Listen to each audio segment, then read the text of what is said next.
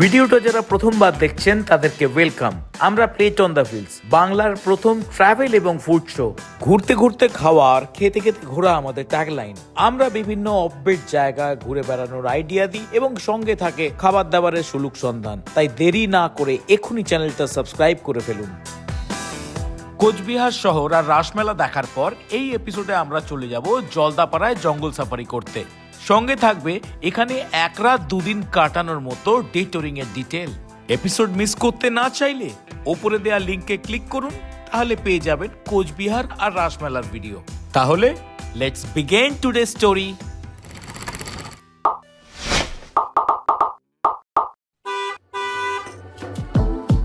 আমরা কোচবিহার থেকে একটা গাড়ি রিজার্ভ করে জলদাপাড়া গেছিলাম। একটা 7 সিটার এসি গাড়িতে আমাদের ওই 2,500 টাকা মতো ভাড়া লেগেছিল। ফালাকাটা খায়ের বাড়ি হয়ে মাদারিহাট পৌঁছেছিলাম। এই 1.5 ঘন্টার জার্নিতে first pit stop was Falakata for breakfast. আজকে আমরা বেরিয়ে পড়েছি জলদাপাড়ার উদ্দেশ্যে, আর এখন একটু হল্ট নিয়েছি ফর ব্রেকফাস্ট। এটা ফলাকাটা মোড়, আর ফলাকাটা মোড়ে আমাদের যিনি গাড়িটা চালাচ্ছেন উনি বললেন আন্তরিক আর সুইটি দুটো দোকান আছে টুয়ার্ডস জলদাপাড়া ডান হাতে। তার মধ্যে আমরা আন্তরিক বলে দোকানটায় খেলাম। ওনারা সত্যি আন্তরিক, চাটা খুব ভালো করেন। আর কি খেলাম আমরা? ছোলে বাটুরে আর পুরি সবজি, আর অনেক অপশন ছিল, মিষ্টির অপশন ছিল, বাট আমি খাইনি, আমরা কেউই খাইনি। তাহলে দেখা হচ্ছে জলদাপাড়া গিয়ে, বা মাঝখানেও হতে পারে, দেখা যাক। এই সমস্ত খাবার দাবার খেয়ে ফলাকাটা থেকে জলদাপাড়া রওনা দিলাম। রাস্তার দুপাশে প্রচুর চা বাগান, গাছপালা, নীল আকাশ, পুরোটাই জুড়ে ছিল একটা pure classic north Bengal vibe. এই এক্সেলেন্ট ভিউটা এনজয় করতে করতে কখন যে পথ শেষ হয়ে গেল বুঝতে পারিনি। আর দুপুর 12টা নাগাদ আমরা পৌঁছে গেলাম জলদাপাড়া বা মাদারিহাটের একটা রিসর্টে।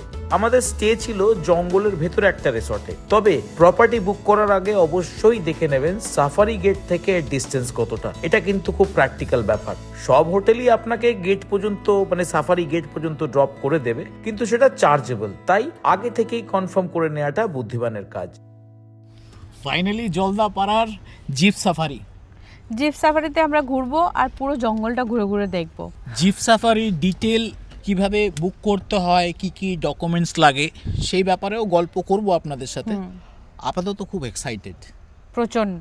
কখন গাড়িটা ছাড়বে আর জঙ্গলের ভেতর আমরা ঢুকবো। হুটখোলা জিপসিতে শুরু হলো সাফারি। নিস্তব্ধ জঙ্গলের মধ্যে ধুলো উড়িয়ে চলছে গাড়ি। চারপাশে শুধু গাছ, পাখির ডাক আর হাওয়ার শব্দ। এত ফ্রেশ এয়ার শেষ কবে পেয়েছি মনে পড়ছে না। ঠান্ডা হাওয়া শরীর মন দুটোই জুড়িয়ে দিচ্ছিল। শীত করছিল হালকা। জঙ্গলের ভেতরের এনভায়রনমেন্টটাই আলাদা, র, সাইলেন্ট আর ভীষণ থ্রিলিং। আমরা ভীষণ লাকি ছিলাম, কারণ সাফারি শুরু হতেই প্রচুর ময়ূর আর অন্যান্য প্রজাতির অনেক পাখি দেখতে পেলাম। তারপর একে একে দেখা মিলল হরিণ, বুনো মোষ, মানে বাইসন, আর সব থেকে থ্রিলিং মোমেন্ট ছিল দূর থেকে গন্ডারের দেখা পাওয়া। অবশ্য এক ঝলক হাতিরও দেখা পেয়েছিলাম। যাই হোক, সাফারির প্রথম স্টপ হচ্ছে হোলং বাংলো ভিউ পয়েন্ট। এখান থেকে একটা ছোট্ট স্রোত বয়ে যায়, যেটার পাশ পর্যন্ত আপনি হেঁটে যেতে পারবেন। তবে ইলেকট্রিক ফেন্সিং আছে, আর এখানেই বন্যপ্রাণীরা প্রায়শই জল খেতে আসে। দাঁড়িয়ে আছি হোলং পয়েন্টে। এটা প্রথম স্টপ সাফারির। আর দেখুন বাইসন দেখা যাচ্ছে ওখানে দুটো বাইসন, আর সাথে একটা সুন্দর ময়ূর, অনেক ময়ূর আছে, জাস্ট কয়েক ফুটের ডিসটেন্স ময়ূরটার সাথে আমাদের।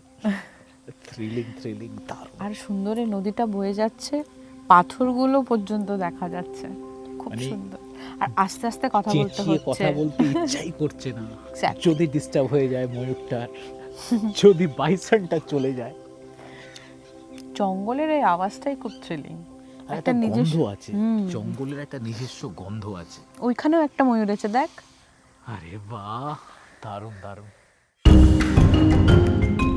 তারপর জিপসি ঢুকে পড়ে আরও ডেন্স ফরেস্টের দিকে। গাড়ি চলতে থাকে ওয়াচ টাওয়ারের দিকে। ওখানে সব গাড়ি একসাথে হল্ট করে।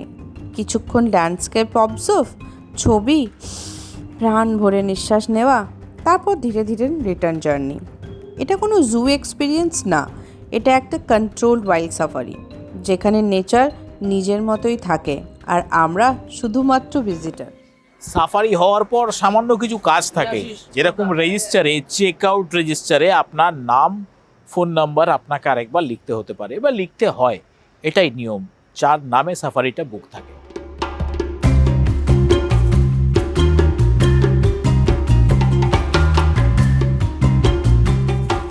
জলদাপাড়ায় ডে 2, সকালটা প্রপার্টিতে বসে না থেকে ভাবলাম আশেপাশে একটু ঘুরে আসি। একটা ই রিক্সা নিয়ে প্রথমেই চলে গেছিলাম তোরসা ব্রিজে। এখানে নদীর ধারে খুব সুন্দর একটা মায়ের মন্দির আছে, চারদিকটায় হালকা নদীর শব্দ আর শো শো করে হাওয়ার আওয়াজ। কি যে শান্ত স্নিগ্ধ পরিবেশ, কিন্তু গাড়ির হর্নে সেই শান্তি মাঝে মধ্যেই বিঘ্নিত হচ্ছিল। সে যাই হোক, জায়গাটা ভিজুয়ালি ভীষণ সুন্দর। এখানে বসে অনায়াসে আপনি একটা বেলা কাটিয়ে দিতে পারবেন।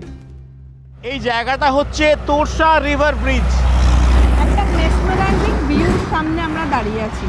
একবার দেখুন চারিদিকটা, পাহাড়, নদী, মন্দির, পেছনে জঙ্গল, মনে হচ্ছে কেউ একদম এঁকে দিয়েছে। এই ব্রিজটা এমনি খুব বিজি। আপনারা এই ব্রিজের ওপরে যখন আসবেন, কিছুটা সময় কাটাবেন, গাড়িটা হয় ব্রিজের আগে বা পরে আপনাকে রেখে এই ভিউটা এনজয় করতে হবে। আর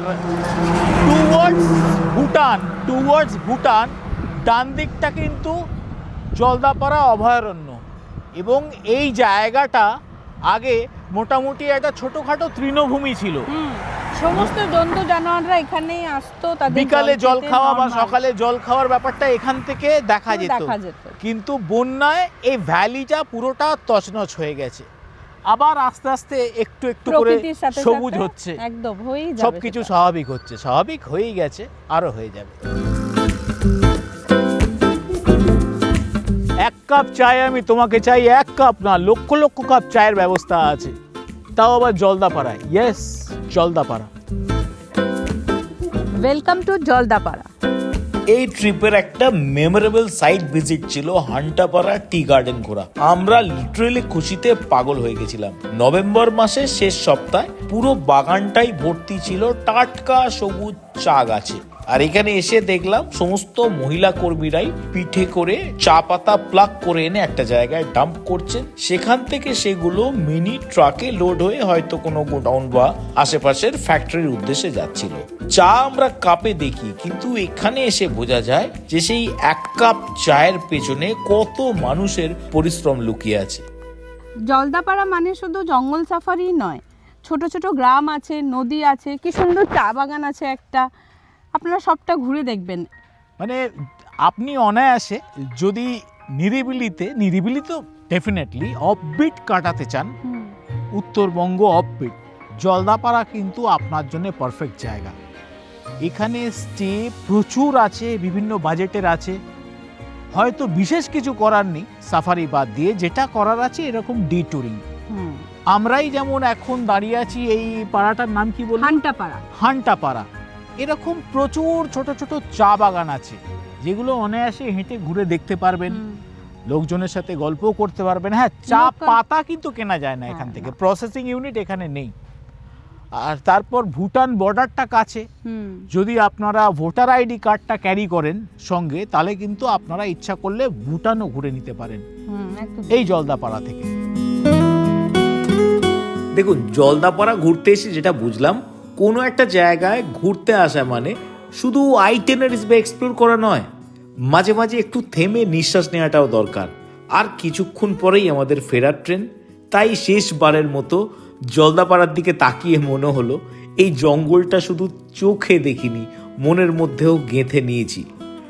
আর এই জায়গাটার সাথে আলাপটা হয়তো দুদিনের, খুব ছোট্ট, কিন্তু মেমোরিটা অনেক বড় ক্রিয়েট হয়ে রইল, হয়তো আবার ফিরে আসার তাগিদে। ঘোরাফেরা এবং খাওয়া দাওয়ার গল্প একসাথে, এটা যদি মিস করতে না চান, চ্যানেলটা এক্ষুনি সাবস্ক্রাইব করুন। আর যারা আগে জলদাপাড়া ঘুরে গেছেন, আমাদের কি কি দেখা বাকি রয়ে গেল বা কি কি খাওয়া বাকি রয়ে গেল, সেগুলো কমেন্ট সেকশনে জানান।